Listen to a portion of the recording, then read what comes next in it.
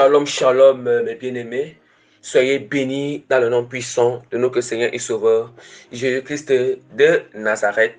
Que la grâce du salut soit avec vous tous. La grâce des fruits du Saint-Esprit soit avec vous. L'amour, la douceur, la joie, la paix, la bonté, la bienveillance, la tempérance, la fidélité, la foi, la patience et la patience soit manifestée sur vous tous, bien-aimés, et que la grâce de l'humilité surnaturelle, la grâce de l'humilité surnaturelle à l'égard de Dieu et à l'égard de notre prochain, la grâce de l'obéissance à l'égard du Seigneur, la grâce vraiment et la grâce de la sanctification complète qui nous amène à être enlevés pendant le jour de l'enlèvement de l'Église, qui nous amène à hériter le royaume de Dieu. Lorsque si maintenant quelqu'un meurt avant l'enlèvement de l'Église, que cette grâce vraiment soit manifestée sur tous les bien-aimés qui vont écouter cet enseignement, même ceux qui ne vont pas aussi écouter, qui sont répandus partout dans le monde entier, ainsi que sur moi-même, vraiment dans le nom puissant de notre Seigneur et Sauveur, Jésus-Christ de Nazareth. Amen. Amen. Bien-aimés, comme d'habitude, comme nous avons toujours pour mœurs de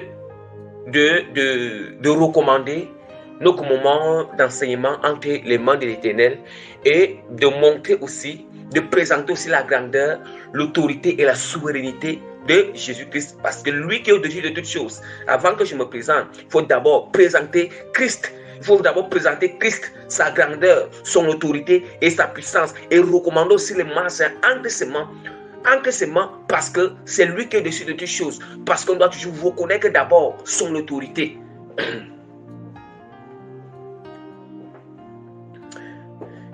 Éternel, Dieu et grand roi, Éternel des armées tout-puissant, Dieu d'Abraham, Dieu d'Isaac, Dieu de Jacob, Père Saint, toi qui es au-dessus de toutes choses, Père, Seigneur, toi qui ouvres, Seigneur, personne ne peut fermer. Toi, Seigneur, qui as le pouvoir sur la mort et le séjour des morts, Seigneur. Toi, Seigneur, Père Tout-Puissant, Seigneur, tu es le témoin véritable, Seigneur. Tu es le témoin fidèle et véritable, Père Tout-Puissant, Seigneur. Toi seul, éternel Dieu, garant, Seigneur, Père. Tu es au-dessus de toutes choses, Père. Aussi vrai que Père Tout-Puissant, Seigneur, tu as promis à tous ceux qui vont vaincre, Père. Tu as promis à tous les vainqueurs ou tous ceux qui vont vaincre, Seigneur, Père.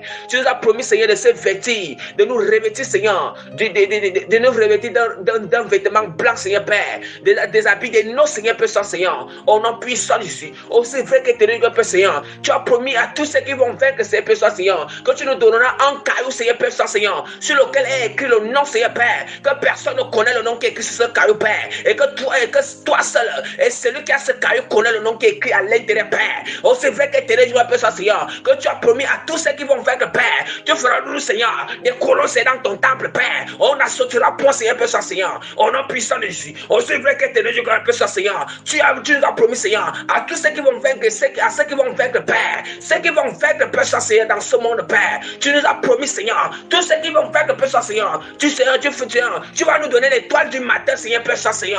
Au nom puissant de Jésus. Éternel Dieu, c'est vrai que tu nous as promis, Père Seigneur, à tous ceux qui vont, Seigneur, tous ceux qui, Père Seigneur, vont vaincre, Père Seigneur, on va régner dans le milieu de Père. Nous allons vaincre les nations avec autorité, Père. Oh, c'est vrai que tu as promis à tous ceux qui vont vaincre, Père Seigneur, qui vont vaincre l'ennemi, Père Seigneur. Tu nous as promis, Seigneur, Père Seigneur, Père, que tu feras de nous, Père. Tu feras de nous, Père. Jésus que nous a promis qu'on va s'asseoir comme la même manière qui s'est assis. Nous aussi, il nous fera s'asseoir dans le nom puissant de notre Seigneur Jésus-Christ. Il nous fera s'asseoir dans sa gloire, dans le nom puissant de notre Seigneur Sauveur du Père. Oh, c'est vrai que tu nous as promis ces choses. Oh, c'est vrai que tu nous as promis, Père, toutes ces promesses, Père Seigneur. Oh, Seigneur, Père Seigneur. Voilà pourquoi, Seigneur, Père, voilà pourquoi tu es digne de recevoir l'honneur, la gloire, l'adoration, la puissance, la sagesse, la royauté, la force, l'autorité, la grandeur, Seigneur, pour des siècles et siècles pour toujours. Sans cesse dans son nom, Père. Sans cesse dans son nom, Père. pour des siècles et des siècles. Amen. Éternel Dieu grand Père, je te recommande ces moments, Seigneur, de prière en tes mains, Seigneur. Ces moments, Seigneur, d'enseignement, Père. Je t'implore de prendre tout à coup ce moment d'enseignement, Père. Je te dis merci, Père, parce que c'est tu m'as quoi que la reine venir enseigner, Père. Je t'implore, Seigneur, que le Saint-Esprit prenne tout à coup, Seigneur. Que le Saint-Esprit saisisse ma langue et mon esprit, Seigneur. Que le Saint-Esprit, Seigneur, saisisse ma langue et mon esprit, c'est du début jusqu'à la fin, Seigneur. Que le Saint-Esprit touche les cœurs de tous les bien-aimés, Seigneur. Le Saint-Esprit convainc, Seigneur. Que ton sang couvre tous les bien-aimés qui sont encore d'écouter sans enseignement, Seigneur. Que ton sang les couvre, Seigneur, Seigneur. Au nom puissant de notre Seigneur Jésus-Christ, Seigneur. Ainsi que, Seigneur, j'ai prié, j'ai recommandé ces moments, Seigneur, en les mains de Dieu. Ces moments d'enseignement en les mains du Seigneur. Et que j'ai présenté toute la gloire, la souveraineté de notre Seigneur Sauveur Jésus-Christ. Amen. Mes bien-aimés, vraiment, par la grâce que l'Éternel m'accorde, je me présente comme le plus petit parmi tous les serviteurs de Dieu, le moindre parmi tous les serviteurs de Dieu, l'apôtre Prémice Régis, que le Seigneur a appelé dans le ministère apostolique, mes bien-aimés. Bien-aimés, vraiment, nous savons toujours, nous savons que Dieu fait toujours grâce de promettre. Dieu fait toujours grâce de promettre des choses en avance, de promettre des choses qu'il va faire en avance, ou de prophétiser des choses qu'il va accomplir en avance, qu'il va réaliser en avance, qu'il va exécuter en avance. Oui, qu'il va exécuter en avance. Nous sommes d'accord. Ça peut être une promesse, ça peut être une promesse de bonheur, ça peut être une promesse de malheur. Nous sommes d'accord, mes bien-aimés, parce que quand nous parlons de promesse de Dieu, la promesse de Dieu est sur deux plans. La promesse de Dieu promet toujours, la promesse de Dieu est toujours sur deux plans. Oui. Et ça peut être une promesse de bonheur, ça peut être une promesse de malheur. Comme à peu près l'enseignement qu'il y avait à faire précédemment, ça fait longtemps sur celui qui marche dans l'obéissance ne peut que recevoir les promesses de malheur ou les prophéties de malheur venant de Dieu. Vous voyez, c'est un peu, j'avais pensé sur ça. Donc pour dire, vous voyez un peu, et nous allons voir que dans cette promesse-là, Dieu exécute toujours ses promesses. Le Seigneur exécute toujours ses promesses. Donc Dieu, c'est comme Dieu peut exécuter, c'est comme Dieu peut exécuter après tel nombre de jours, c'est comme ça peut durer un peu, c'est comme ça peut durer longtemps, c'est comme ça peut durer un peu, c'est comme ça peut plutôt prendre du temps. Mais quand Dieu a déjà promis, il a déjà promis. Quand Dieu a déjà prophétisé, il a déjà prophétisé. Il a déjà prophétisé. Vous voyez un peu, mes bien-aimés. Voilà pourquoi, vraiment, l'Esprit du Seigneur m'a fait grâce de venir vous enseigner, donc de venir vous enseigner dans le thème, sur le thème qui est porté, de vous enseigner sur le thème qui est porté, l'attente de l'accomplissement de la prophétie, entre parenthèses, promesse de Dieu. L'attente de l'accomplissement de la prophétie de Dieu. Oui, l'attente de l'accomplissement de la promesse de Dieu. Bien aimé, voilà le thème que l'Esprit de Dieu m'a fait grâce de venir vous enseigner aujourd'hui. Mais bien aimé, c'est très important.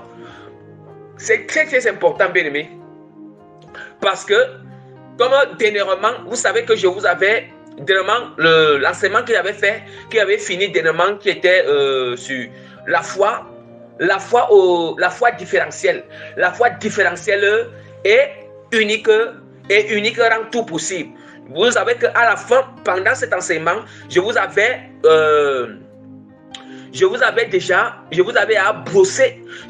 brossé sur ce thème. Le thème, les attitudes. Maintenant, c'est à l'intérieur de ce thème que nous allons voir des attitudes. Mais je vais d'abord rapidement annoncer le sommet de notre thème. Il faut que j'annonce d'abord rapidement le sommet de notre thème. Le sommet de notre thème, l'attente de l'accomplissement de la prophétie ou la promesse de Dieu. L'attente de l'accomplissement de la prophétie ou la promesse de Dieu est portée sur deux grands sous-titres. Oui, sur deux grands sous-titres. Donc le grand temps sera porté sur l'efficacité de la fidélité de Dieu dans l'accomplissement de toutes ses promesses, dans l'accomplissement de ses paroles de promesses. Oui. Et le grand 2 sera porté sur les différentes attitudes durant l'attente de l'accomplissement de la promesse de Dieu. Oui. Et aujourd'hui, nous allons, et vraiment, mes bien-aimés, aujourd'hui, nous allons enseigner sur le grand. Nous allons commencer avec le grand 1. Et le grand 2, nous allons finir avec le grand 2 prochainement. Nous allons finir avec le grand 2 prochainement parce que c'est un thème qui est, tellement, un thème qui est vaste. Vous voyez un peu? C'est un thème qui est tellement vaste, mes bien-aimés. Un thème qui est tellement vaste. Mes bien-aimés, voilà pourquoi,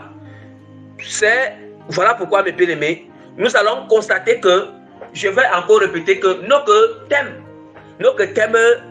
l'attente de l'accomplissement de la prophétie ou la promesse de Dieu. L'attente. Il dit que c'est porté sur 2 points, ou bien sur 2 grands sous-titres. Et dans chaque sous-titre, nous allons développer chaque sous-titre. Donc, le premier, le grand temps, c'est l'efficacité de la fidélité de Dieu dans l'accomplissement de toutes ces paroles de promesses. Et le grand 2 sera porté sur les différentes attitudes durant l'attente de l'accomplissement de la promesse de Dieu. Mais bien aimé, nous allons constater que, oui, c'est quand Dieu promet quelque chose. Ça peut être quoi? Ça peut être une promesse de malheur. Nous savons que une promesse de malheur pour ceux qui désobéissent à Dieu. Une promesse de bonheur pour ceux à qui marchent dans la volonté du Seigneur. Ou bien ça peut être une promesse que Dieu a promis pour que c'est une promesse que Dieu a promis que ça doit se réaliser dans ta vie. Ça doit se réaliser dans ta vie. Je prends peut-être par exemple, déjà la promesse la plus excellente. La promesse la plus excellente est la promesse de tous les temps. La promesse de tous les temps qui est internationale. Non seulement c'est international, non seulement le monde spirituel connaît, non seulement le monde spirituel, tout le monde spirituel et le monde physique connaît cette promesse. Et le monde physique connaît cette promesse. C'est la promesse du retour de Christ. La promesse du retour de Christ. Parce que même quand on arrive dans le monde spirituel, nous allons constater que même le royaume des cieux connaît cette promesse. Le royaume des cieux connaît cette prophétie. Et tout connaît cette prophétie. Et toutes les prophéties secondaires qui sont liées. Et toutes les prophéties ou toutes les promesses secondaires qui sont liées à cette grande prophétie ou bien à cette grande promesse de tous les temps qui existait depuis pour toujours. Parce que quand on parle du retour de Christ, dans le retour de Christ, les promesses secondaires qui sont en train de suivre le retour de Christ, il y a l'enlèvement de l'église, il y a l'installation du millénium sur la terre, ou bien l'inauguration du millénium sur la terre. Du millénium sur la terre. Et il y a la vie éternelle dans ça. Et il y a toujours la nouvelle Jérusalem. Oui, tout ça, ce sont des promesses qui sont liées à cette prophétie.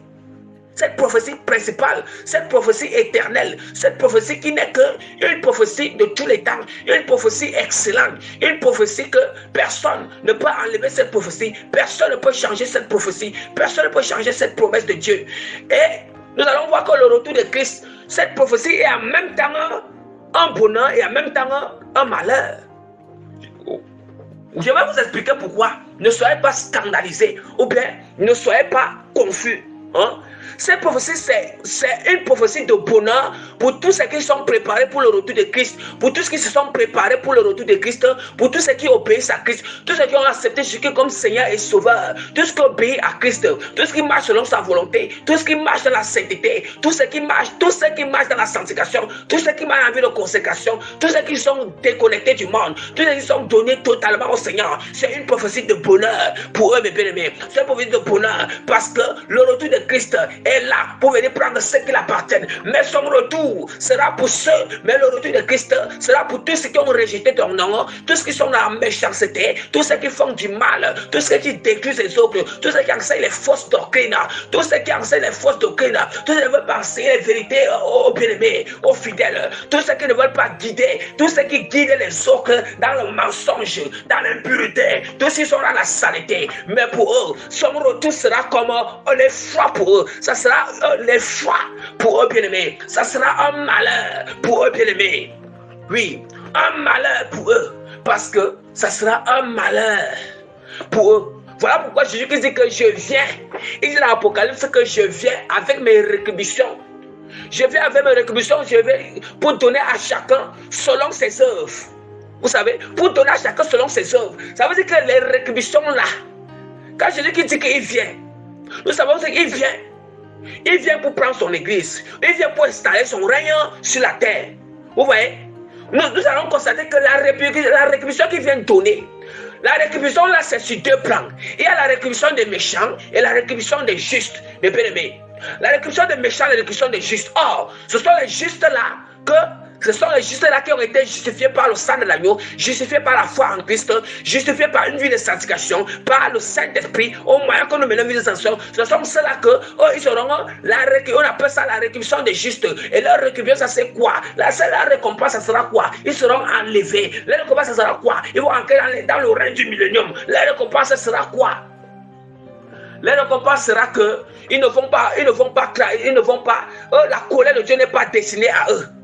Par contre, il dit que il y a aussi une autre rétribution qu'on appelle la rétribution des méchants, qu'on appelle la rétribution des injustes. Or, la rétribution des méchants ou les injustes, c'est toute personne qui est incrédule à la vérité, il est injuste. Toute personne qui ne veut pas pratiquer la parole de Dieu est injuste parce que c'est la parole de Dieu qui est juste. Quand tu mets la parole de Dieu en pratique, sur ce point, le Saint-Esprit te justifie. Sur ce point, le Saint-Esprit te rend juste sur ce point. Il te justifie sur ce point. Mais celui qui ne met pas la parole de Dieu en pratique, bien-aimé, celui qui ne le met pas, il est injuste, bien-aimé. Celui qui pratique le péché, il est injuste, bien-aimé. Celui qui pratique le péché, il est injuste. Bien-aimé, voilà pourquoi c'est la rétribution des injustes. Et dans cette rétribution, tous ceux qui ne veulent, dans cette rétribution, nous allons constater que, dans cette rétribution, nous allons que dans toutes ces rétributions, c'est dans le retour de Christ. D'où maintenant je vous ai dit que la promesse la plus excellente, la promesse de tous les temps, que même le royaume physique et le royaume spirituel connaît. Le royaume spirituel connaît sur le retour de Christ. Nous allons voir que même le ciel, le royaume des cieux, le royaume des cieux de Dieu, le royaume des cieux de Dieu, le royaume des cieux où Dieu est à le trône du Seigneur, tout le royaume des cieux connaît le retour de Christ, cette promesse. Nous allons constater que même le royaume spirituel des ténèbres, le monde de l'eau, le monde de l'air, le monde astral, même nous allons voir que tous ces mondes des ténèbres, même tous ils connaissent que Christ est en train de venir. Nous allons constater que le monde des ténèbres, c'est le diable qui est le roi, le diable règne sur eux. Même le diable connaît qu'il y a le retour de Christ. Jésus-Christ est en train de venir. Même nous ici, dans ce monde physique, bien-aimé, dans ce monde physique, bien que nous sommes des êtres spirituels, mais vivant dans un monde physique, bien-aimé, nous connaissons aussi cette promesse. Et voilà pourquoi, quand je vais enseigner ici là, la première chose que j'aime d'abord mettre ce qui est éternel devant, parce que nous sommes dans le moment où le retour de Christ est très proche. Ce n'est pas les choses qu'on disait auparavant. Les choses qu'on disait auparavant que Jésus qui vient. Mais là maintenant, ce n'est plus des choses qu'on va dire qu'on va aller de midi à 14h, qu'on va trop renvoyer. Non, ce n'est plus question de renvoyer. Il est question, bien aimé, de persévérer dans la préparation, de persévérer dans la veillée. Bien aimé, il est très important sur ce point. C'est très important. C'est très important, mes bien-aimés. Et en dehors de cette promesse, nous savons qu'il y a encore d'autres promesses. Et chacun de vous connaît aussi des promesses individuelles que le Seigneur donne à tout un chacun dans sa relation avec lui. Et nous savons que dans toutes ces promesses, on a besoin d'attendre. On a besoin d'attendre, bien-aimés. Voilà pourquoi, c'est pour ça que vous constatez que le thème de notre enseignement de Jésus, c'est l'attente de l'accomplissement de la prophétie, bien la promesse de Dieu. Or, chaque promesse du Seigneur ou chaque prophétie de Dieu a besoin d'une attente. Nous avons besoin d'attendre. Or, nous savons que c'est quoi l'attente? Qu'est-ce qui signifie attente? Attente, c'est l'action d'attendre. L'action d'attendre, mes bien-aimés. Parce que quand on parle du mot attente, le mot attente, c'est l'action d'attendre. Attendre quelque chose, attendre quelqu'un.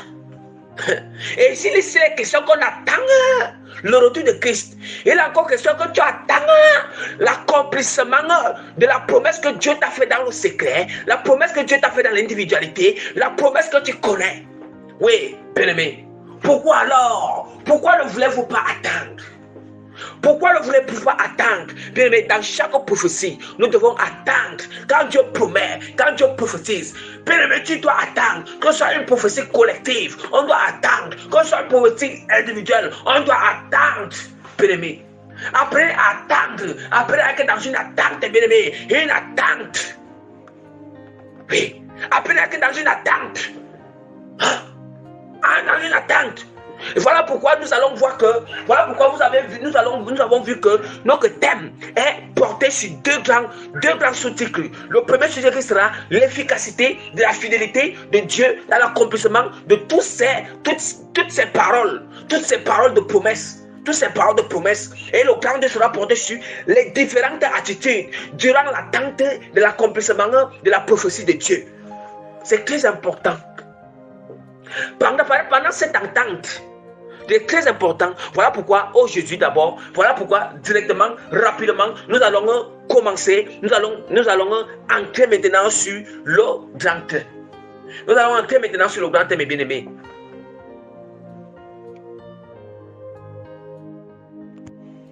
Mes bien-aimés, nous allons continuer avec notre enseignement sur notre grand thème. Nous allons continuer avec notre enseignement sur notre grand thème, l'efficacité de la fidélité de Dieu dans l'accomplissement de toutes ces paroles de promesse. L'efficacité de la promesse de Dieu dans l'accomplissement de toutes ces paroles de promesse. Bien, mais déjà, il faut dire qu'on montre l'efficacité parce qu'on ne peut pas déjà parler des attitudes que nous devons avoir quand on attend l'accomplissement de la prophétie, mais il faut déjà d'abord montrer, parce que c'est pas là, il faut déjà démontrer que Dieu est fidèle. Lorsqu'il promet quelque chose, Dieu est fidèle à accomplir sa promesse, il est fidèle à accomplir ses prophéties. Oui, parce que c'est pas là où quand nous sommes déjà conscients de cela, c'est pas là où on peut connaître. Nous pouvons entrer dans l'attitude, nous pouvons entrer dans les différentes attitudes, parce qu'on ne peut pas parler de différentes attitudes sans toutefois parler déjà l'efficacité, sans toutefois parler déjà l'efficacité de la fidélité de Dieu dans l'accomplissement de toutes ces paroles de promesse. Bien aimé, Dieu est fidèle. Qu'est-ce que ça signifie? Ça signifie que le Seigneur est fidèle. Quand Dieu promet quelque chose, il est fidèle à sa parole. Le Seigneur, il est fidèle à sa parole, bien-aimé. Que même si ça prend combien d'années? Ça prend 5 ans. Ça prend 1 an, ça prend 2 ans, ça prend 3 ans, ça prend 4 ans, ça prend 5 ans, ça prend 6 ans. Bien-aimé, le Seigneur va accomplir sa promesse. Le Seigneur va exécuter sa promesse. Le Seigneur va faire sa volonté. Or, quand on parle d'accomplissement, l'accomplissement c'est quoi? L'accomplissement c'est le fait d'exécuter. Exécuter quelque chose. Exécuter l'accomplissement. Qu'est-ce que ça signifie que Dieu accomplit la promesse? Dieu accomplit sa promesse, ça veut dire que Dieu exécute sa promesse. Dieu, il exécute sa promesse. Vous voyez? Dieu exécute sa promesse, c'est ça qui veut dire l'accomplissement. Hein? Dieu réalise sa promesse, c'est ça qui veut dire Dieu accomplit à sa promesse. Dieu accomplit à sa prophétie. Ça veut dire que Dieu réalise sa prophétie. Dieu exécute sa promesse. Dieu exécute sa prophétie. Hein? Il exécute sa prophétie. Mais il est question que nous soyons plus conscients. Les chrétiens, tous ceux qui ont foi en Jésus-Christ, tous ceux qui ont foi en Dieu, tous ceux à qui déjà nous connaissons les promesses de Dieu qui sont d'abord, premièrement parce que les promesses les plus excellentes, ce sont les promesses de Dieu qui sont dans la parole, qui sont d'abord dans sa parole, avant que nous allons ancrer dans les promesses que Dieu aussi donne à chacun individuellement. Mais d'abord, les promesses les plus excellentes, ce sont d'abord les promesses les plus excellentes et incorruptibles, bien-aimés. Incorruptibles, ces promesses qui ne sont pas corruptibles, ces promesses qui sont à exécuter, ce sont ces promesses qui sont dans la parole de Dieu, bien-aimé. Voilà pourquoi Jésus-Christ a dit que le ciel et la terre passera, mais Le ciel et la terre passera, mais la parole demeure. Mais sa parole demeure. Mais sa parole est éternelle. Voilà pourquoi je vous ai dit d'abord, les premières promesses d'abord qui sont la parole de Dieu. Ce sont des promesses qu'on appelle des paroles, des promesses excellentes, des promesses incorruptibles. Ça veut dire que ça n'est pas corruptible. Des promesses qui n'ont point de mensonge. Des promesses donc, Dieu doit réaliser à toutes ces promesses, mes bien-aimés. À toutes ces promesses, mes bien-aimés. Maintenant aussi, on peut revenir aussi sur les promesses individuelles que Dieu a données à tout un chacun de vous. Vous connaissez les promesses individuelles que Dieu a données à tout un chacun de vous. Oui, la prophétie est déjà à là. Oui, les promesses sont là, c'est ça. Voilà, les promesses sont dans la parole de Dieu, sont bien là. Les prophéties individuelles que Dieu t'a fait sont bien là. Bon. Il reste quoi? Il reste alors que ça s'accomplit. Mais alors, avant que ça s'accomplisse, alors, qu'est-ce que tu dois faire? Tu dois attendre. Tu dois t'en mettre dans cette attente. Il faut avoir l'espérance. Il faut avoir la foi. Il faut croire que Dieu est fidèle à l'efficacité de l'accomplissement de sa parole. Dieu est fidèle. Ça veut dire que Dieu est fidèle. Ça veut dire que Dieu est fidèle à accomplir sa parole. Dieu est fidèle à exécuter sa parole. Dieu est fidèle à exécuter sa promesse. Dieu est fidèle à réaliser sa promesse, bien-aimé. À réaliser sa promesse. Donc maintenant, c'est pour ça que je vais vous parler, c'est pour ça que je vais vous prêcher maintenant sur l'efficacité de la fidélité de Dieu dans l'accomplissement de toutes ces paroles de promesses. Toutes ces paroles de promesses. Mes bien-aimés, de toutes ces paroles de promesses, c'est très important. C'est très important. C'est très important, bien-aimés. Quand nous recevons cet enseignement venant du Saint-Esprit, ça ne vient pas de moi, mais je donne toute la gloire à l'Esprit de Dieu. Je donne toute la gloire à Jésus, parce que ça vient de Christ. Moi-même, je ne connaissais pas ces choses, mais Christ m'a enseigné ces choses, mais Christ m'a révélé ces choses. Oui, et quand nous révèle ces choses, c'est pour que nous puissions avoir domination sur l'ennemi, nous puissions avoir un pouvoir sur le diable, c'est pour que nous puissions avoir encore un pas encore, nous pouvons encore avoir une longueur d'onde sur l'ennemi. Bien-aimé.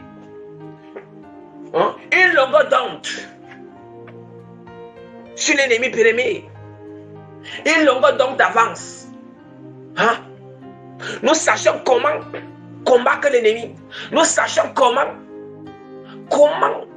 déjà nous sachons comment toutes ces choses.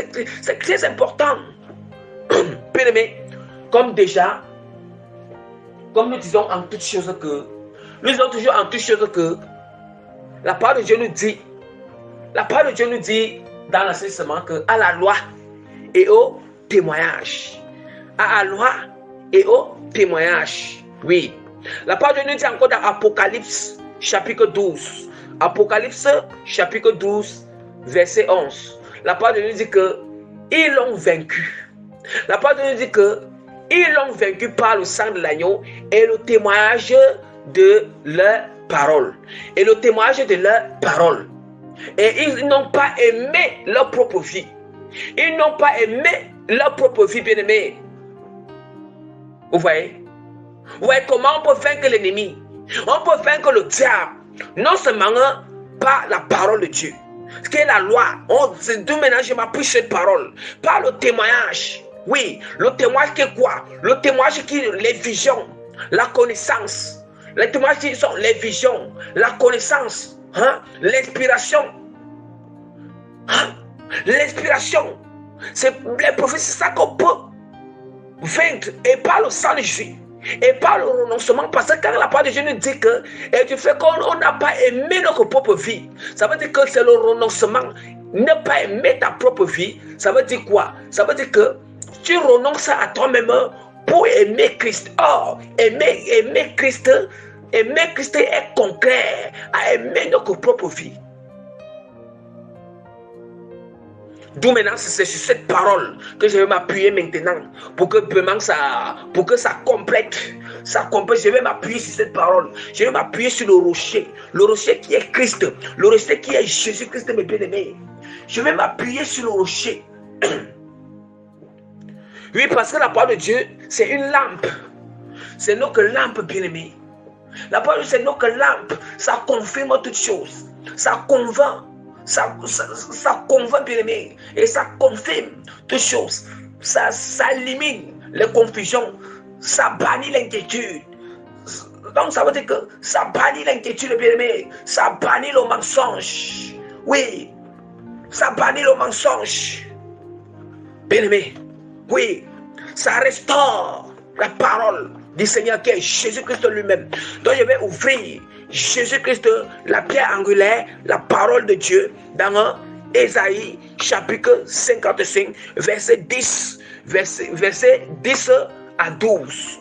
Bien-aimé, verset 10 à 12, pour vous prouver, pour vous convaincre, pour vous prouver, bien-aimé, pour vous prouver avec la parole, et pour vous convaincre avec la parole que l'efficacité, qu'il y a une efficacité dans l'accomplissement, l'efficacité de la fidélité dans l'accomplissement de la promesse de Dieu. Que Dieu est fidèle à sa parole. Oui, c'est la parole. Oui. Bien-aimé, Isaïe, j'ouvre la parole de Jean, Isaïe chapitre 10, verset 12. Je lis au nom puissant de Jésus-Christ. Comme la pluie et la neige descendent des cieux et n'y retournent pas sans avoir arrosé, fécondé la terre et fait germer les plantes, sans avoir donné la sémence au semeur et du pain à celui qui mange. Ainsi en est-il de ma parole qui sort de ma bouche. Elle ne retourne point à moi sans effet, sans avoir exécuté ma volonté et accompli mes desseins. Oui, vous sortirez avec joie et vous serez conduits en paix. Les montagnes et les collines éclateront d'allégresse devant vous, et tous les arbres de la campagne battront des mains. J'ai lu la parole au nom de Jésus-Christ de Nazareth. Bien-aimés, est-ce que nous entendons ce que la parole de Dieu nous dit? Il est question ici que c'est quand les Israélites étaient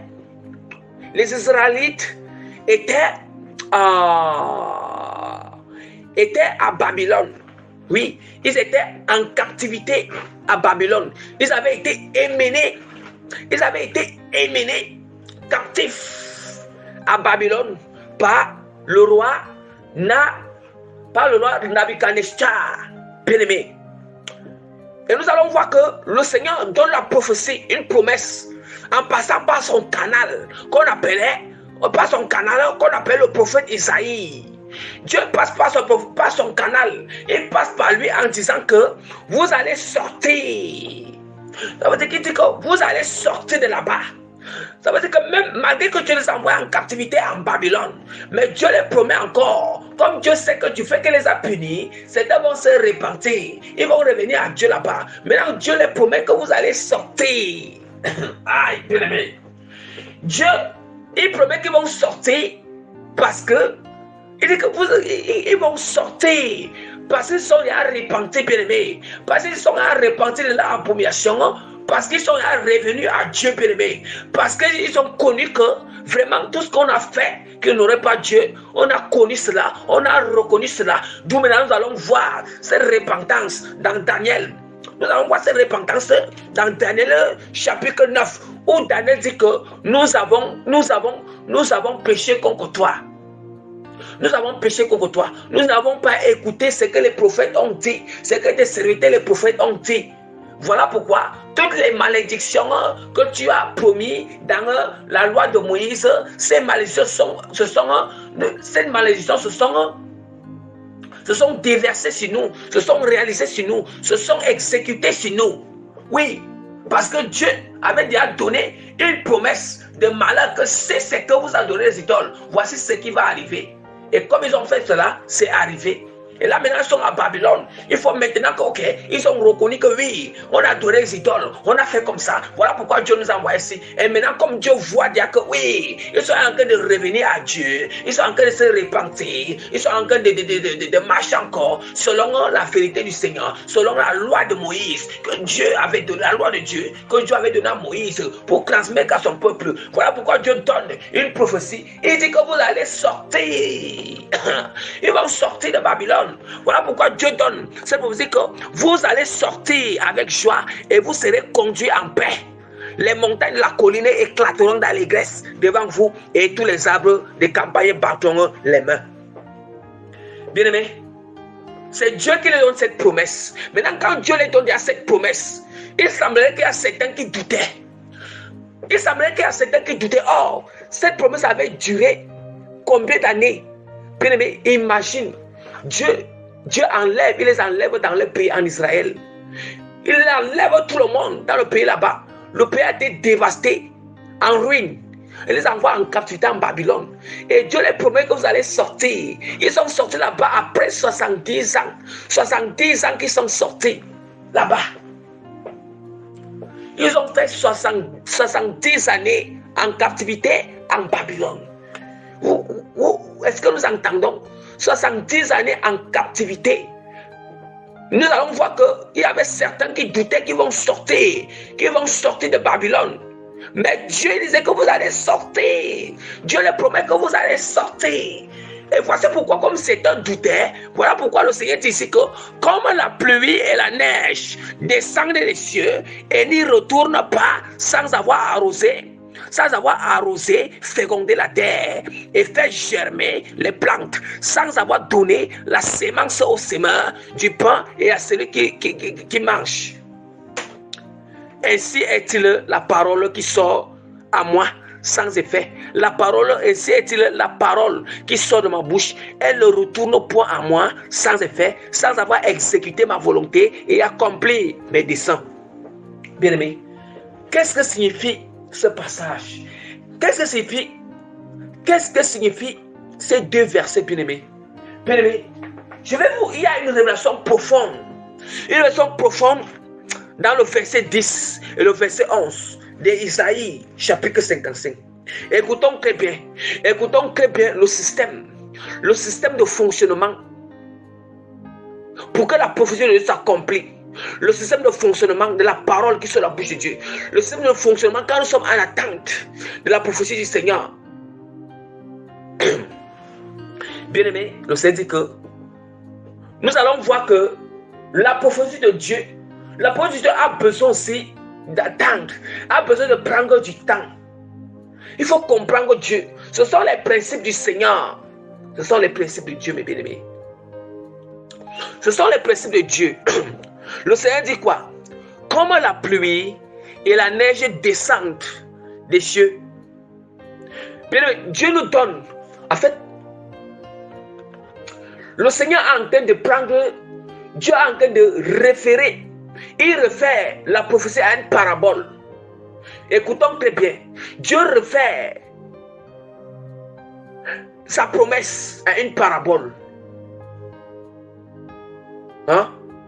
Dieu identifie la promesse ou la parole qui sort de sa bouche à une parabole d'honte.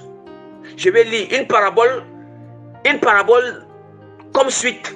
Comme la pluie et la neige descendent des cieux et n'y retournent pas sans arroser et féconder la terre et fait germer les plantes sans avoir donné la sémence au semeur et du pain à celui qui mange. Bien-aimés, écoutons très bien comment la prophétie se passe, comment la promesse de Dieu se passe. Vous qui êtes toujours là, vous qui êtes là en train de, tu es en train de te lamenter chaque jour, que depuis que le Seigneur m'a promis telle chose, depuis qu'on a prophétisé dans ma vie, les serviteurs de Dieu ont prophétisé dans ma vie, le Saint-Esprit a prophétisé dans ma vie, le Seigneur m'a promis telle chose, Dieu m'a manqué des visions, des promesses, mais pourquoi ça ne se réalise pas? Ça prend tellement du temps, hein? Pourquoi? Et bien aimé, attention, je veux d'abord que je te répandes. Si tu sais que, voilà pourquoi la parole dit que mon peuple périsse pour faute de connaissance. Mais quand Dieu promet sa chose, tu n'es pas là pour te lamenter. Tu n'es pas là pour dire n'importe quoi. Tu n'es pas là pour douter. Tu n'es pas là pour... Bien-aimé, je vais t'expliquer par la grâce que l'Esprit de Dieu m'accorde. Je vais expliquer comment ça se passe. Pourquoi ça prend du temps. On dit que comme la pluie et la neige descendent des cieux, la pluie et la neige descendent du ciel. Oh, la pluie et la neige, c'est quoi ici? C'est la promesse de Dieu. Écoutons très bien. Nous sommes en train de passer à la loi de l'identification. Nous sommes en train d'identifier, bien-aimés. Nous identifions cette parabole. À cette parabole, à la parole. Nous avons cette parabole à l'accomplissement, à la promesse de Dieu. Hein? On dit que comme la neige, comme la pluie et la neige descendent des cieux, bien-aimés. La pluie et la neige qui descendent des cieux, c'est quoi? C'est la parole de Dieu. C'est la promesse de Dieu. Oui. Quand Dieu promet, Dieu prophétise. Dieu promet, il prophétise. Où sa parole sort de sa bouche, c'est comme une pluie qui descend du ciel. C'est comme la neige qui descend du ciel. C'est comme la neige qui descend du ciel. C'est comme la neige qui descend du ciel, bien-aimé. On dit quoi? Après, la parole dit que et n'y retourne pas sans avoir arrosé. Ça veut dire que cette neige et cette pluie ne retournent pas sans avoir quoi? Arrosé. Sans avoir arrosé. 1. Féconder la terre. 2. Faire germer la plante. 3. Sans avoir donné la semence au semeur. 4. Bien-aimé, est-ce que bien-aimé, on a compté avant que la pluie et la neige retournent à Dieu, parce que nous savons que même la pluie, nous savons qu'à chaque fois que la pluie tombe, ça doit retourner au Seigneur. L'eau vient du ciel et l'eau vient. Les eaux viennent du ciel et l'eau retourne encore au ciel. Vous ne savez pas ça. C'est pour ça que quand les gens ne connaissent pas ça, l'eau vient de Dieu et l'eau retourne encore. Vous n'avez pas encore compris le système. Pourquoi est-ce que pendant la saison sèche, pourquoi c'est un puits Taris? Pourquoi c'est une rivière Taris? Oui. C'est donc ça que le Seigneur parle ici, que l'eau, ça veut dire que, parce que l'eau la retourne encore au ciel. Or, la parole de Dieu nous dit quoi ici? Mais Dieu prend une parabole. Une parabole, comment cette eau-là, l'eau vient du ciel et l'eau retourne encore au ciel. C'est cette parabole qu'il associe, qu'il identifie à la prophétie qui sort de sa bouche et qui doit s'accomplir. Et le Seigneur dit quoi? Le Seigneur dit que ainsi est-il. Le Seigneur dit que comme la pluie et la neige descendent et n'y retournent pas sans avoir arrosé. 1. Féconder la terre. 2. Faire germer les plantes. 3. Sans avoir donné de la semence au semeur et du pain à celui qui le mange. 4. Bien-aimés, est-ce que nous entendons les étapes d'accomplissement de Dieu? Les étapes d'accomplissement de la promesse de Dieu. Bien-aimé, nous comprenons pourquoi, quand Dieu promet, c'est un nouveau, pourquoi ça prend du temps. Pourquoi ça prend du temps? Dieu est fidèle à sa prophétie. Quand Dieu donne aussi la promesse, quand Dieu promet, c'est parce qu'il y a une étape à l'accomplissement de ses promesses. Une étape à l'accomplissement de ses promesses. C'est pour ça que Dieu prend cette parabole. Il faut comprendre. Quand vous allez comprendre cette chose aujourd'hui, vous n'allez plus vous lamenter, mais plutôt vous allez vous aligner avec ces étapes. Mais plutôt, vous allez toujours, ce que tu dois toujours faire, demander, c'est dans quelle étape d'accomplissement que je suis déjà. Parce que avant que la prophétie arrive à l'accomplissement final, il faut d'abord traverser certaines étapes. Et ce sont ces étapes-là, les étapes de l'accomplissement de la prophétie. C'est ça maintenant que le Seigneur nous prend ici dans Isaïe. Il dit que ainsi, écoutons très bien, pourquoi ça prend du temps? Il dit que comme la pluie et la neige descendent des cieux et n'y retournent pas, il ne retourne pas sans avoir arrosé la terre. Mais la première chose, première étape, c'est quoi? Il faut d'abord, première étape, c'est quoi? Il faut d'abord que la terre soit arrosée. Il faut que la terre soit arrosée. Mais la terre qui est arrosée, c'est quoi? C'est quoi? La terre qui est arrosée, c'est quoi? C'est ton cœur. Ça veut dire qu'il faut que il faut d'abord que tu écoutes la prophétie de Dieu, tu écoutes la promesse de Dieu, ou tu lises, ou bien que tu lises la prophétie de Dieu, ou bien tu vois dans une vision ou dans un songe la promesse de Dieu. C'est la première étape. Première étape, quand tu vois, ça veut dire que là maintenant, c'est là maintenant que c'est là la prophétie est encore de tomber. Première étape, il faut d'abord que tu vois que la pluie est encore de tomber, parce que quand tu écoutes, ça veut dire que la pluie et la neige sont en train de tomber. La prophétie de Dieu est en train de tomber comme la pluie et la neige. Quand tu écoutes, c'est en train de tomber. Quand tu lis, peut-être tu as lu dans la parole, Dieu t'a révélé, t'a donné une promesse dans la parole. Ça veut dire que c'est en train de tomber. La pluie et la neige de Dieu est en train de tomber. Nous sommes d'accord. La même chose que, même si tu as vu dans la vision, c'est une manière que Dieu t'a promis dans la vision, c'est une manière que la pluie de Dieu est en train de tomber, sa neige est en train de tomber. Mais la première étape, alors, après savoir que tu as écouté, tu as lu, tu as vu, bien-aimé, cette promesse ou cette prophétie, qu'est-ce qu'il faut donc? Il faut maintenant, alors qu'on dit que là, la pluie a fini de tomber. Maintenant, il faut, première étape qu'il faut. La première étape, c'est quoi? Il faut maintenant que la terre soit arrosée. Qu'est-ce que la terre doit être arrosée? Comment? Il faut quoi? Il faut que ton cœur. Maintenant, il faut maintenant que tu crois en cette prophétie dans ton cœur. Il faut croire, il faut avoir confiance en cette prophétie dans ton cœur. C'est là maintenant que le cœur commence à être arrosé par la prophétie, parce que c'est la pluie qui arrose la terre, parce que c'est la neige qui arrose la terre. Nous sommes d'accord. Ça veut dire qu'il faut que la prophétie tombe dans ton cœur. La terre ici est comme ton cœur. Il faut maintenant que la prophétie tombe dans ton cœur. Il faut que la promesse de Dieu tombe dans ton cœur. Et maintenant, la seule manière pour que ton cœur soit arrosé, et pour que ton cœur soit arrosé, il faut croire en cette prophétie dans ton cœur. Il faut croire. Il faut croire en cette prophétie. Maintenant, après avoir cru, nous passons. Deuxième étape, c'est quoi?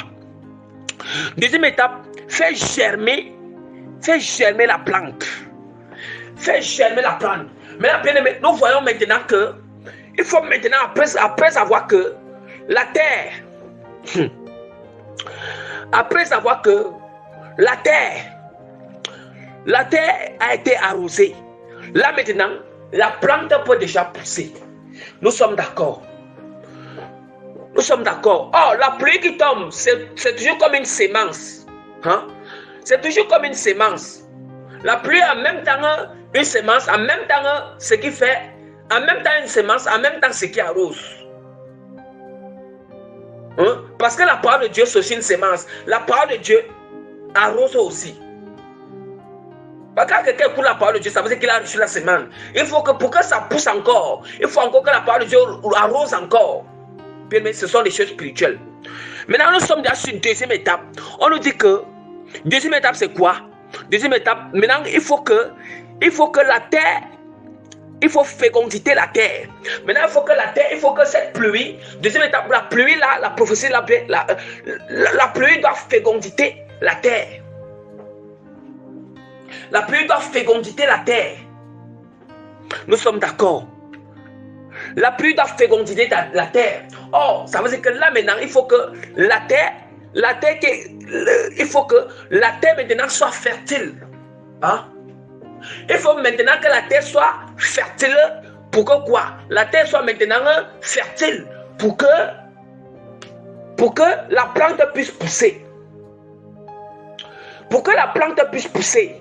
Pour que la prophétie puisse pousser. Oui. Pour que maintenant la prophétie commence à pousser. Mais je vais vous dire quelque chose. L'accomplissement de la prophétie, ça doit aussi grandir. L'accomplissement de la prophétie du Seigneur, ce n'est pas quelque chose de que je prophétise là. Vous voulez seulement que ça s'accomplisse. Non. C'est quelque chose, ça a un processus. Ça a les étapes. Il faut que la prophétie là doit grandir. Il faut que la prophétie là croisse comme une plante. Ça a des étapes, bien aimés. Hein? Voilà pourquoi la parole dit que ainsi est-il. On dit que maintenant, ça doit féconditer. Il faut maintenant que ton cœur doit être fécond. Ton cœur doit être fécond. Ça veut dire que ton cœur doit être fécond à cette prophétie. Il faut que cette prophétie commence à produire. Ça veut dire que dans ton cœur, il faut que ton cœur soit une terre de fertilité. Bien-aimé, écoutons très bien. Si ton cœur n'est pas encore arrosé d'une manière de croire, tu ne crois pas à la prophétie, comment la prophétie va s'accomplir? Nous sommes d'accord. Et si même déjà, si cette prophétie, si déjà,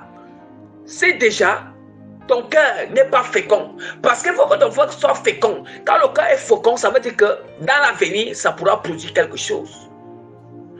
Un cœur qui est fécond, dans l'avenir, ça pourra produire quelque chose. Or, le cœur qui n'est pas fécond, ça ne peut pas produire quelque chose. Ça ne peut pas produire quelque chose. Nous savons que il faut d'abord que la terre soit féconde pour que la plante pousse. La plante pousse, nous sommes d'accord. La plante qui pousse, c'est quoi? Bien aimé, nous savons que quelqu'un ne peut pas parler quelque chose. Quelqu'un ne peut pas parler, il ne peut pas sortir la chose de sa bouche. Si c'est que la chose qui sort de la bouche de la personne, ça montre l'état de son cœur, l'état de cette terre qui est son cœur. Ça veut dire que si son cœur, c'est une mauvaise terre, ça veut dire que ça va faire pousser ce qui est mauvais. Si c'est une bonne terre, si c'est féconde, son cœur est fécond, ça va faire pousser ce qui est bon. Ce qui est bon, mes bien-aimés. Voilà maintenant que il faut maintenant, voilà l'autre étape. Troisième étape, la parole de Dieu nous dit que faire germer les plantes. Maintenant, il faut faire germer les plantes. Bien aimé. Il faut maintenant faire germer les plantes. Donc, ça veut dire que ça fait germer les plantes. Troisième étape. Écoutons très bien. Troisième étape pour que la prophétie s'accomplisse. Bien aimé. Il a dit première étape qui était arrosée, ça veut dire quoi? Première étape qui était arrosée, parce que la pluie et la neige, c'est la prophétie de Dieu. C'est la promesse de Dieu. Là maintenant, il faut que ton cœur soit arrosé. Oh, j'ai dit que arroser, c'est quoi? C'est écouter, lire. Écouter, lire. Écouter, lire. Écouter, lire la prophétie de Dieu. Voir à travers une vision la prophétie de Dieu. Là maintenant, ton cœur est arrosé. Maintenant, arroser ceci, croire à cette prophétie. Après avoir que tu as cru à cette prophétie, il faut maintenant que le cœur soit fécond. Il faut maintenant que cette prophétie féconde ton cœur. Il faut maintenant que cette promesse féconde ton cœur. Le cœur doit être fécond. Ça veut dire que le cœur doit commencer à changer. C'est ça qu'on appelle le cœur est fécond. Le cœur commence à changer. Il faut que les œuvres des ténèbres commencent à sortir de ton cœur. Il faut que la haine sorte. Il faut que le péché sorte. Il faut que les œuvres de la chair sortent de ton cœur. Parce que si ça ne sort pas, tu ne peux pas entrer dans l'étape où tu fais germer la prophétie. Tu ne peux pas entrer dans l'étape où tu fais germer la prophétie, bien-aimé. Bien-aimé, je continue toujours avec l'enseignement. Si c'est que je voulais dire comment que si c'est que ton cœur ne change pas, ça ne devient pas fécond. La terre qui est féconde, c'est le cœur qui est fécond. Or, le cœur fécond, c'est un cœur qui est transformé, c'est un cœur qui doit changer. Bien, mais écoutons très bien. C'est un cœur qui doit changer. Nous sommes en train de parler l'efficacité de la fidélité, l'efficacité de la fidélité, de l'accomplissement de la prophétie de Dieu. Oui, et nous sommes sur ça. Pour vous prouver que Dieu est fidèle. Mais il faut comprendre le système, les étapes pour arriver à l'accomplissement de la prophétie de Dieu. Et c'est là maintenant donc, il faut maintenant que la terre soit féconde. Quand la terre est féconde, ça veut dire que la transformation du cœur. Le cœur doit être fécond. Or, le cœur est fécond, il faut que le cœur soit transformé. Le cœur change. Il faut que le cœur change. Si le cœur ne change pas, ou bien le cœur ne change pas, bien-aimé, l'idolâtrie ne sort pas de ton cœur, l'amour des choses du monde ne sort pas de ton cœur, la convoitise ne sort pas de ton cœur, la colère ne sort pas de ton cœur, la jalousie ne sort pas de ton cœur, la haine ne sort pas de ton cœur, la vengeance ne sort pas de ton cœur, bien-aimé. L'adultère ne sort pas de ton cœur, le meurtre ne sort pas de ton cœur. bien-aimé, s'habiller d'une manière de prostituée, s'habiller d'une manière que Dieu n'aime pas, mais que des choses que tous encore dans le cœur. Bien-aimé, comment la prophétie, comment la promesse que Dieu t'a fait, bien-aimé, comment est-ce que ça va pousser, comment est-ce que ça va germer? Ça ne pourra pas germer, bien-aimé. Ça ne pourra pas germer. Je vais vous dire quelque chose. Jeton, ça ne pourra pas germer. Ça ne pourra pas germer, mes bien-aimés. Ça ne pourra pas germer. Bien-aimés, ça ne pourra même pas. Ça ne pourra pas. Ça ne pourra pas germer. Tu vois que l'étape, ça ne pourra pas faire germer la plante. Hein? Nous voyons que l'étape d'Ante. Troisième étape où il faut que la prophétie germe. Il faut que la promesse de Dieu germe. Tu n'es même pas encore arrivé à cette étape-là. Mais tu vois que ça doit encore prendre du temps. Tu vois que tu es loin d'entrer dans l'accomplissement de la prophétie de Dieu. Et maintenant, quand tu es arrivé à la troisième étape où la prophétie germe déjà dans ton cœur, la prophétie a germé. Maintenant, quatrième étape, c'est quoi? Quatrième étape, c'est que quatrième étape, c'est maintenant donner la sémence et du pain à celui qui mange. Vous voyez? Donner la sémence. Là maintenant, la prophétie donne déjà la sémence. Là, donne déjà les fruits.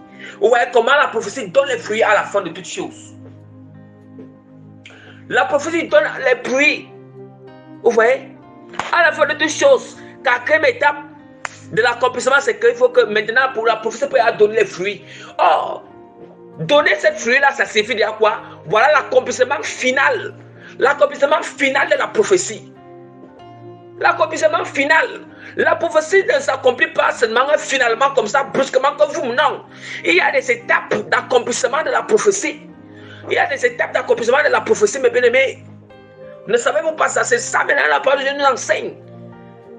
Mais si tu ne t'alignes pas avec ces étapes, bien-aimé, loin de là, la prophétie va prendre du temps.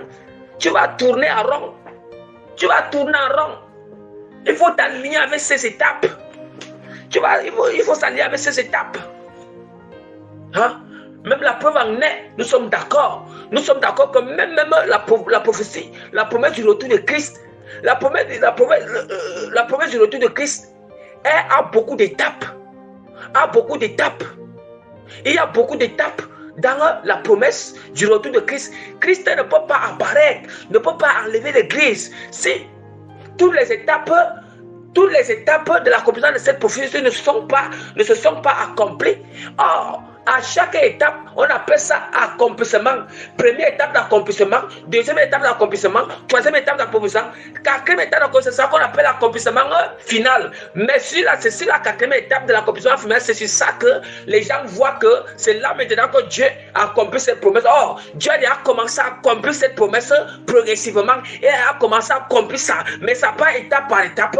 Mais comme vous n'avez pas encore reçu cet enseignement, vous ne pouvez pas comprendre ces choses auparavant. Mais là maintenant, Dieu vous a fait grâce de comprendre ces choses et de recevoir ces choses là maintenant, dorénavant, soit la prophétie que Dieu vous avait donnée, soit la prophétie du retour de Christ, la prophétie individuelle, les prophéties qui sont dans la parole de Dieu. Même quand vous faites vos prières, il faut comprendre que c'est comme ça que le système se passe. Au nom puissant de Jésus-Christ de Nazareth, que toute la gloire revienne à notre Seigneur Jésus-Christ de Nazareth.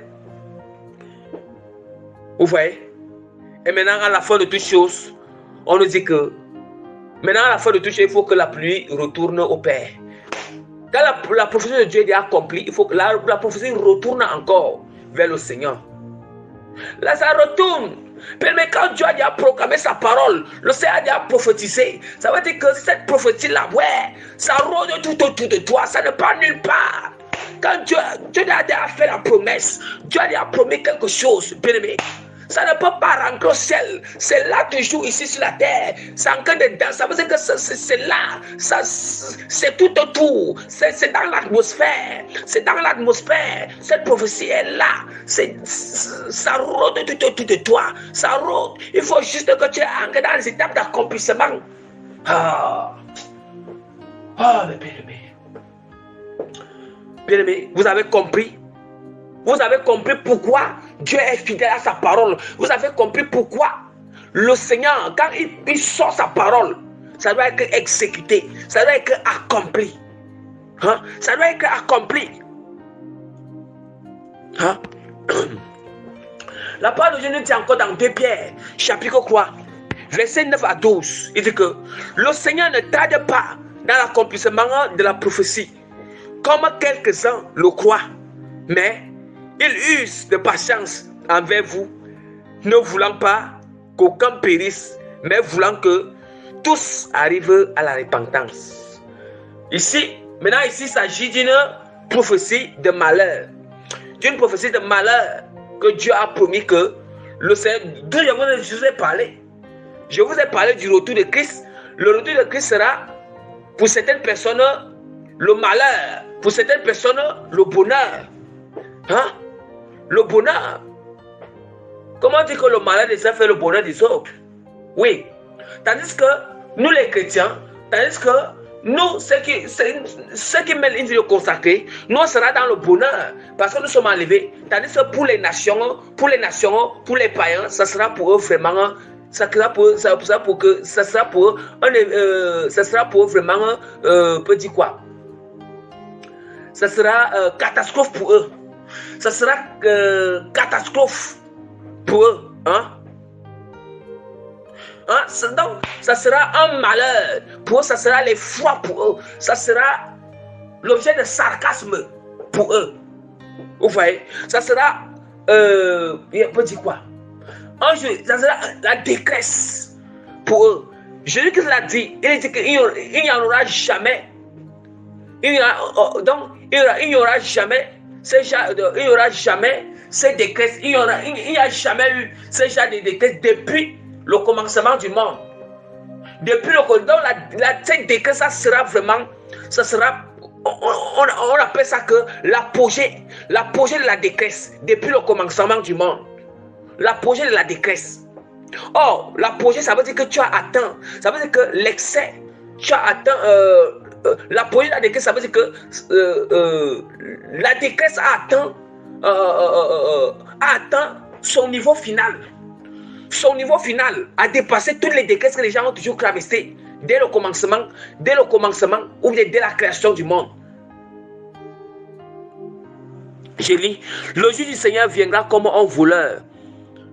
Et en ce jour, les cieux passeront avec fracas, les éléments embrasés se dissoudront, et la terre, avec les œuvres qu'elle renferme, sera consumée. Puisque donc toutes ces choses doivent se dissoudre, qu'elle ne doit pas être la sainteté de vos conduites et votre piété, tandis que vous attendez et hâtez à l'avènement, à l'avènement du jour de Dieu, à cause duquel les cieux enflammés se dissoudront et les éléments embrasés se fondront. Bien aimé, on dit que tandis que vous attendez et hâtez à l'avènement du jour de Dieu. Bien aimé, est-ce qu'on entend? On dit que ça veut dire qu'on est en train d'attendre. On est en train d'attendre. Nous attendons l'avènement de Christ de ce jour. Mais nous attendons selon sa promesse de nouveaux cieux. Est-ce que nous entendons? Écoutons très bien ce que l'Esprit de Dieu est en train de parler sur l'apôtre Pierre. Il est en train de nous parler de l'avènement de Christ, qui est le retour de Christ ici. Il dit que pour ceux, bien-aimés, il dit que pour ceux qui sont en Christ, pour ceux qui obéissent à Christ, pour ceux qui mènent cette sanctification, la parole de Dieu dit que nous, nos attentes selon cette promesse, nos attentes à cette promesse de retour de Christ, c'est quoi? C'est d'entrer dans les nouveaux cieux. Les nouveaux cieux et la nouvelle terre, où la justice habitera. Or, nous savons que la nouvelle Jérusalem, qui est les nouveaux cieux et la nouvelle terre, ce n'est que ceux qui ont cru en Jésus comme Seigneur Sauveur, ceux qui ont obéi à Christ, ceux qui ont mené une vie de sanctification, ceux qui ont mené une vie de consécration totale, ceux qui ont renoncé à toutes choses. Oui, C'est à ceux-là qui ont part, qui ont droit, non seulement de manger l'arbre, de manger le fruit de l'arbre de vie, deuxièmement, d'entrer dans la nouvelle terre, et d'entrer dans la nouvelle terre et les nouveaux cieux. Et non seulement, ils doivent habiter dans cet endroit, il y a la justice. Hein? Dans cet endroit, il y a la justice. Mais on nous dit que les méchants, ceux qui ont refusé Christ, ceux qui ne veulent pas se repentir, des abominables,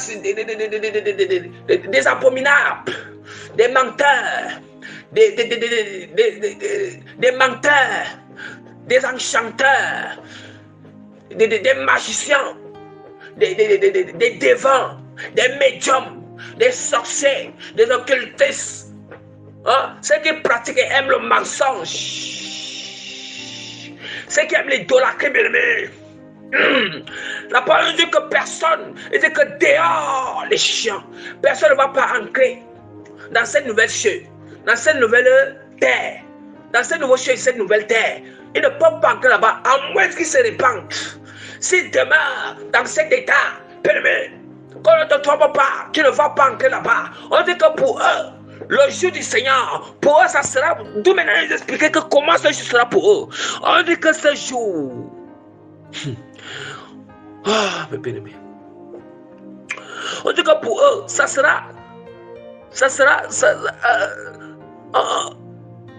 Pour eux, ça sera comme. On dit quoi? Voici comment ça sera pour eux. Hein? On dit qu'ils vont périr.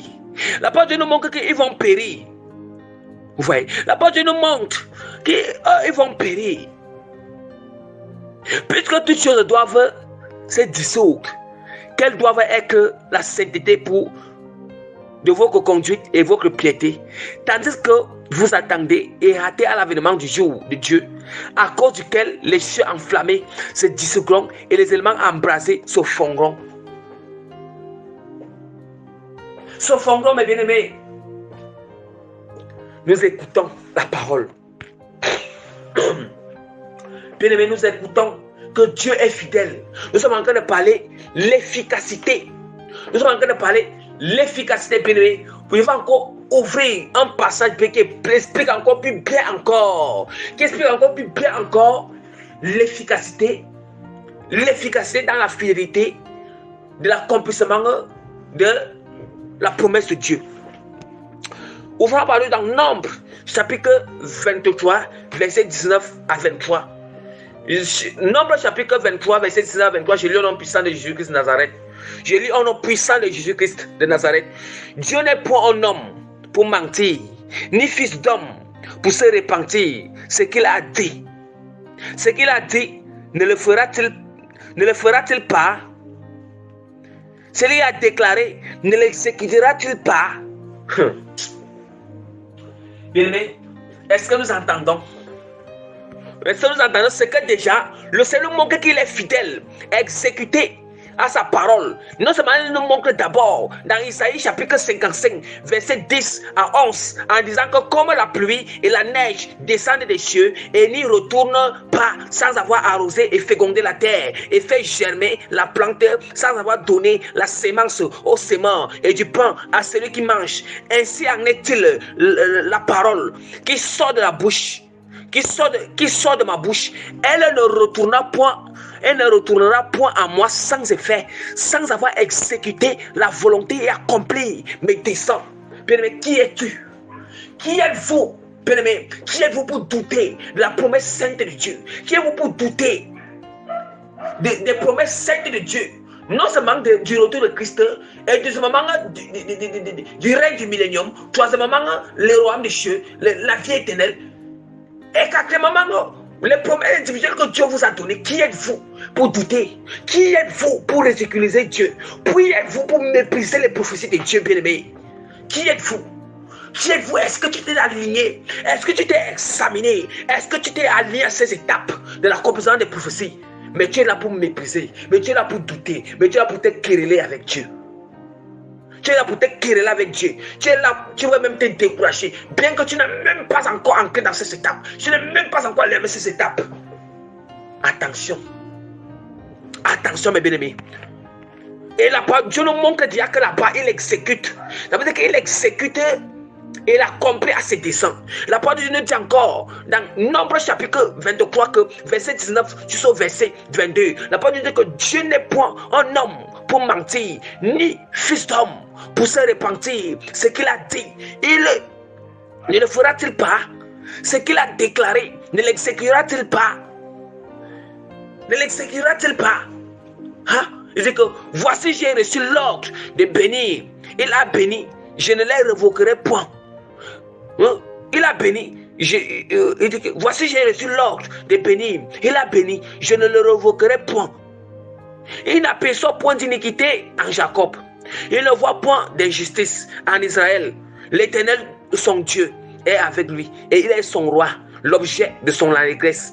Dieu les a fait sortir d'Égypte. Dieu les a fait sortir d'Égypte. Il est pour eux comme la vigueur du buffle.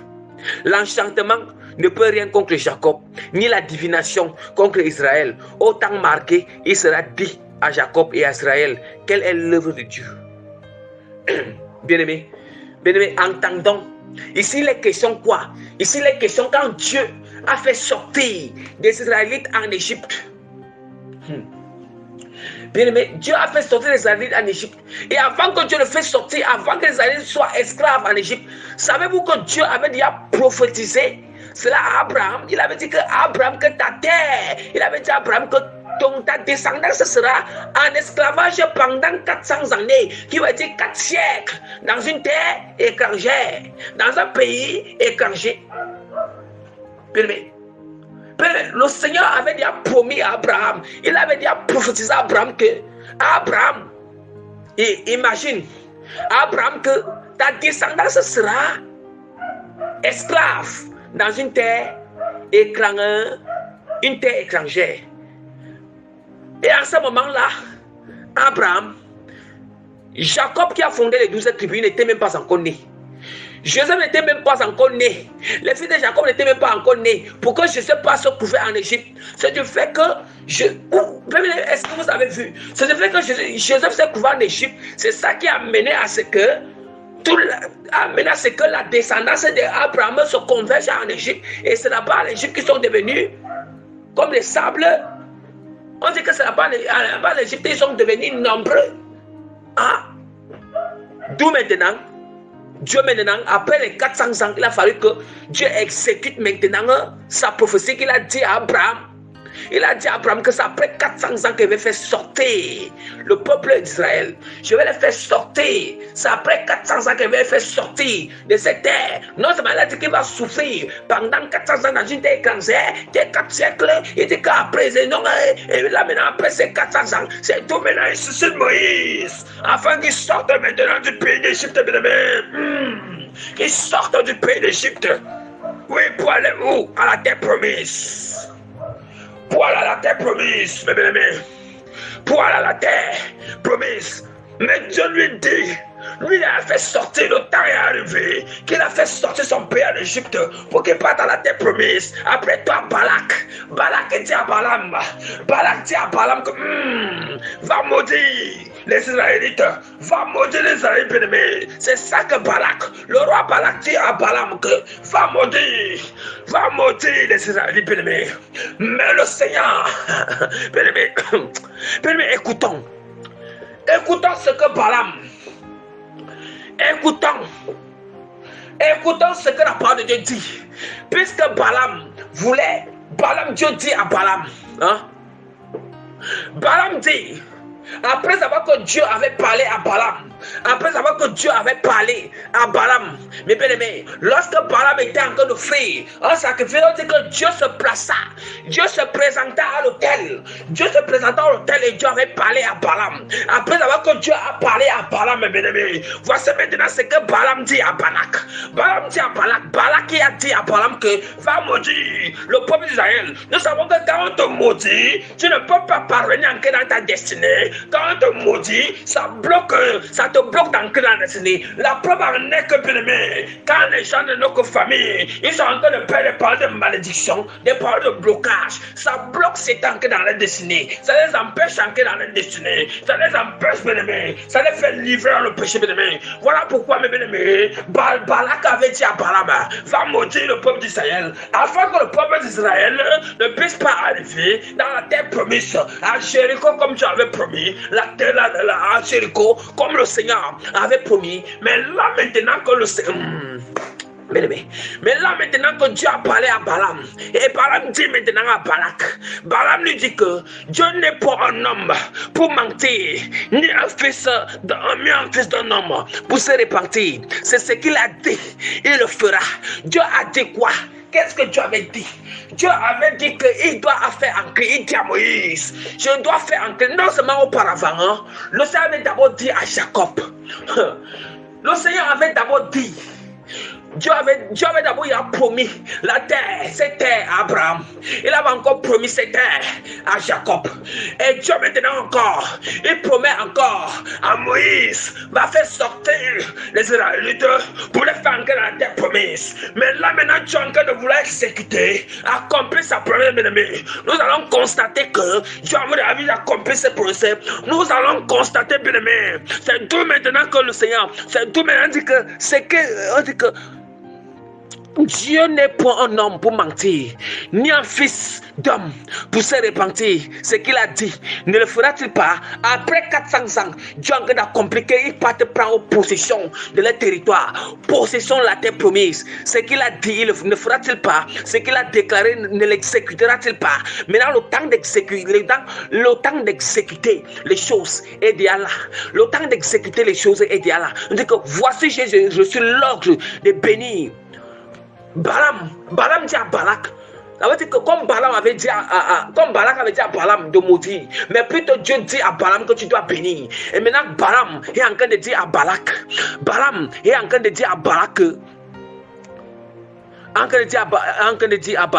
voici j'ai reçu l'ordre de bénir. Il a béni et je ne le révoquerai point. Il n'aperçoit point d'iniquité en Jacob. Il ne voit point d'injustice en Israël. L'Éternel son Dieu. Mais on dit qu'il... Est-ce que nous sommes clairs? Est-ce que nous sommes d'accord? La preuve en est que tous ceux qui ont douté de la promesse de Dieu dans la terre, au désert, Dieu a fait périr toutes ces personnes. Et maintenant, c'est ce qui restait déjà. Que Dieu, il a fait périr tous ceux qui ont douté de cette promesse. Il les a fait périr. Maintenant Dieu fait ancrer. Maintenant, ceux à qui Dieu a choisi pour ancrer dans cette terre promise, ce sont ceux-là qu'on dit que la parole de Dieu nous dit que Dieu n'aperçoit pas en Jacob, il ne voit pas d'injustice en Israël. Il ne voit pas d'injustice. Son Dieu est avec lui. Hein? Il dit que Dieu n'aperçoit point d'iniquité en Jacob. Il ne voit point d'injustice en eux. Est-ce que nous comprenons? Nous comprenons pourquoi l'étape finale où Dieu est en train d'exécuter, il est en train d'exécuter l'étape finale. L'étape finale pour que les avons passé à travers pour combattre.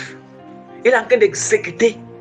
Parce que quoi, ils se sont alignés. Tous ceux qui ne s'étaient pas alignés, Dieu les a préparés au désert. Tous ceux qui ne voulaient pas s'aligner à ces étapes, Dieu les a fait périr là-bas au désert. Maintenant, ceux qui sont alignés là, ce sont maintenant Dieu, il a une dernière étape, quatrième étape. Donc, ils doivent ancrer dans l'exécution. Ancrer maintenant, fouler maintenant la terre promise. Fouler la terre promise, mes bien-aimés. Et là maintenant, Dieu ne trouvait pas d'injustice en eux, d'iniquité en eux. Parce que non seulement ils avaient foi, ils se sont alliés avec toutes les étapes. Ils étaient dans une vie de sainteté. C'est la même chose. Cette promesse que les enfants ancrent dans les promesses, c'est la même chose que quand nous allons ancrer dans le royaume des cieux. C'est la même chose. C'est la même chose. Même les promesses individuelles que Dieu a fait à tout un chacun de vous. Vous connaissez. Tu connais la multitude de promesses que Dieu t'a promis dans l'individualité que ça s'accomplit. Donc, voici, il dit que Dieu a fait sortir d'Égypte. Il est pour eux comme la vigueur du buffle. L'enchantement ne peut rien contre Jacob, ni la divination contre Israël. Au temps marqué, il sera dit à Jacob quelle est l'œuvre de Dieu. Oh, mes bien-aimés. Voilà, mes bien-aimés, Voilà notre enseignement d'aujourd'hui. Voilà. Prochainement, nous allons venir continuer avec notre thème. Sur le grand 2, nous viendrons continuer avec notre thème sur le grand 2, les différentes attitudes durant l'attente de l'accomplissement de la prophétie de Dieu, de la promesse de Dieu. C'est très important, il faut aussi connaître ces attitudes. Mais il fallait d'abord ici que je vous dis, je vous prêche que Dieu est fidèle à accomplir sa prophétie. Et il y a certaines étapes qui sont à l'intérieur. Ne prenez pas Dieu comme un menteur, ne prenez pas Dieu, non, lui il est fidèle, c'est plutôt les humains, c'est plutôt les chrétiens, c'est eux qui ne veulent pas s'aligner avec ces étapes, c'est eux. D'où maintenant, prochainement, par la grâce du Seigneur, je viendrai vous enseigner sur les différentes attitudes. Les différentes attitudes durant l'attente de l'accomplissement de la promesse de Dieu. Donc vraiment, soyez bénis au nom de Jésus-Christ de Nazareth. Soyez vraiment bénis mes bien-aimés. Soyez bénis encore. Soyez encore bénis au nom de Jésus-Christ de Nazareth. Que vraiment la main de Dieu demeure sur vous. Que la grâce de Dieu demeure sur vous. Et que Dieu continue à voir que la grâce, dès que éveillé comme des vierges, des 5 vierges sages, veillez de garder l'huile en vous, de conserver l'huile en vous et vraiment de garder la lampe allumée jusqu'à son retour. Et que vraiment Dieu accorde la grâce à Satan de se repentir. C'était de se repentir par rapport à tout ce qu'ils ont dit contre la prophétie de Dieu, dit contre les prophéties, les promesses, non seulement le retour de Christ et les promesses que Dieu vous a fait individuellement, tout ce que vous vous imaginez, vous avez déjà dit, vous avez fait, non. Donc, se repentir et chercher à s'aligner, que chacun s'examine, que est-ce que vraiment tu es bien sur le bon endroit, tu es bien, ton cœur, est-ce que ton cœur est arrosé, est-ce que tu crois, est-ce que ton cœur est arrosé, est-ce que ton cœur est fécond, est-ce que ça a poussé, est-ce que, comme j'ai expliqué, toutes ces étapes-là, est-ce que tu as aligné, à quelle étape que tu es, ça va te permettre que ça va garder ta paix, ça va te garder ton esprit tranquille, ton cœur tranquille, ton cœur sera dans la paix. Et tu vas accepter la volonté du Seigneur dans le nom puissant de Jésus-Christ de Nazareth. Amen.